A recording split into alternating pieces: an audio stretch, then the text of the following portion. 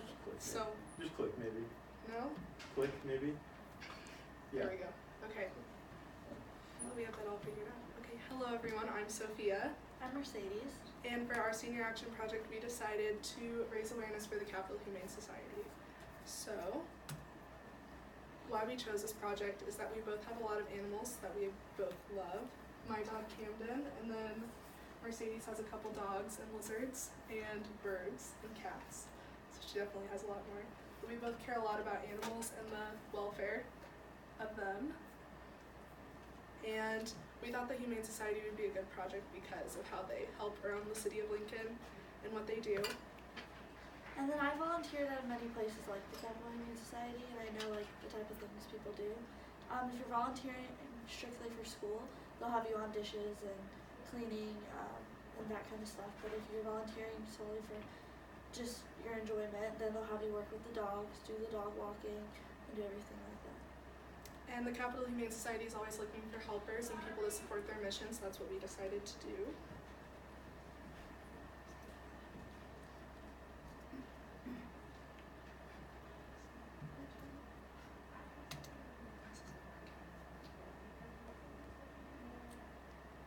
Click maybe. There we go. Switch.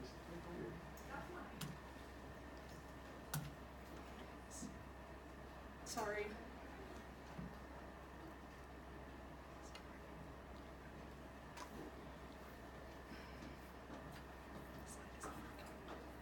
Okay, so here's a little bit about the Capital Humane Society. Their mission statement is, today the Capital Humane Society serves the community by sheltering unwanted pets, and it acts as an advocate for animal welfare and strives to educate the public about responsible pet care. So the kinds of animals that they have here, it's not just dogs and cats like many of you would probably expect.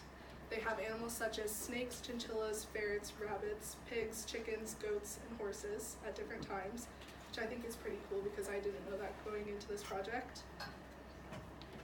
According to the U.S. Humane Society, the homeless animal population in the U.S. is around 70 million. That includes all different kinds of animals. The homeless population in Lincoln is reaching the thousands and quickly growing. They'll either take animals in that are surrendered or lost, or any way they can get them to find new homes.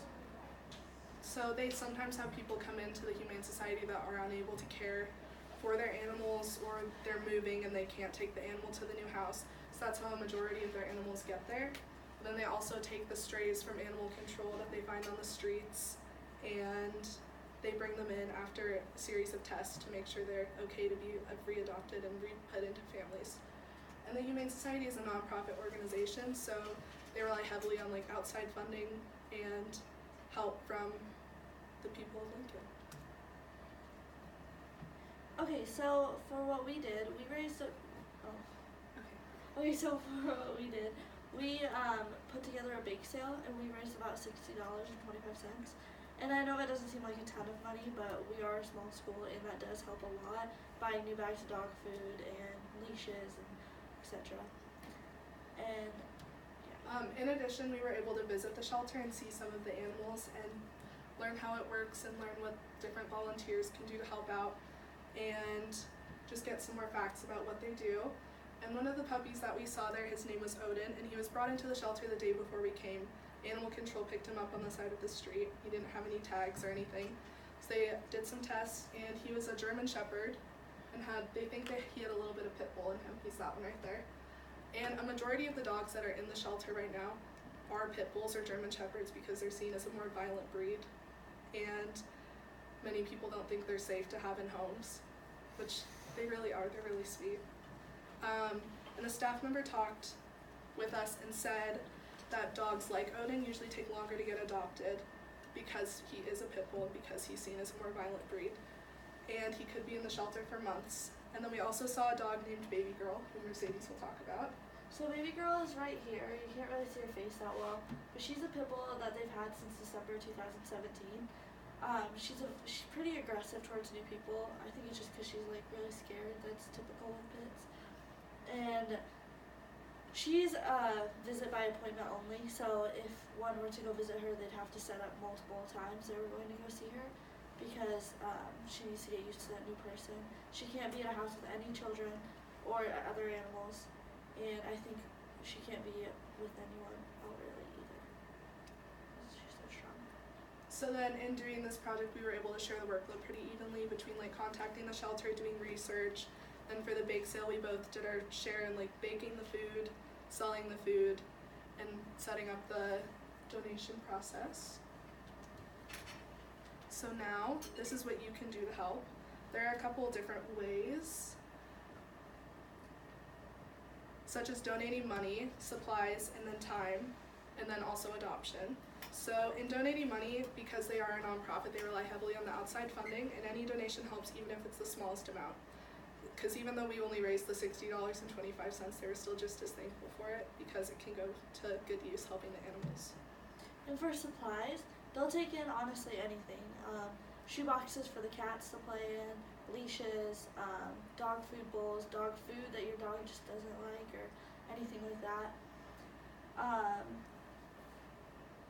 Yeah, and all of it will go to the animals. They don't throw any of it away or give any of it away. It all goes to their animals there.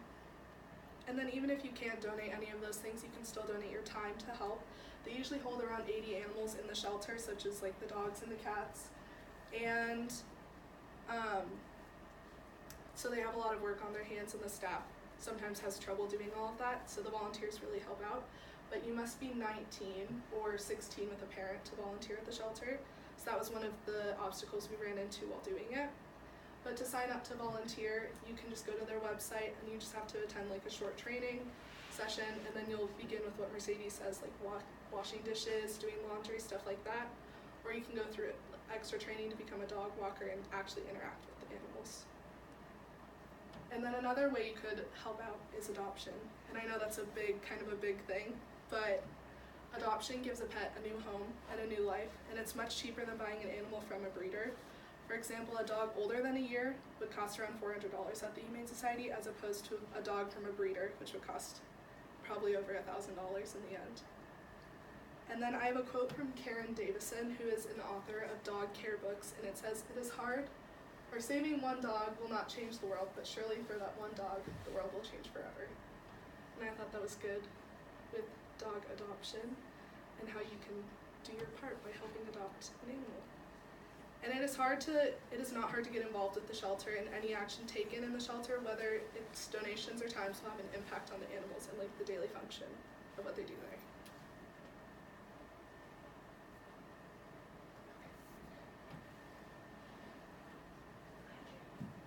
So after everything we did, we realized that Capital Humane Society actually is a great organization.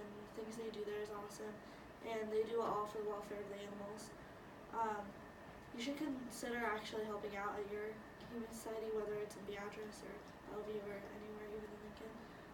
They're all looking for help, and it doesn't cost anything but time. So. And I think that had the age limit not been 19 to help out, we definitely would have spent more time helping out volunteering, as opposed to just like going in and seeing the animals, which was still good, but I think helping out and donating time would be really helpful. I wish we could have done that, but it happens. And yeah, that's all. Thank you for listening. Thank you.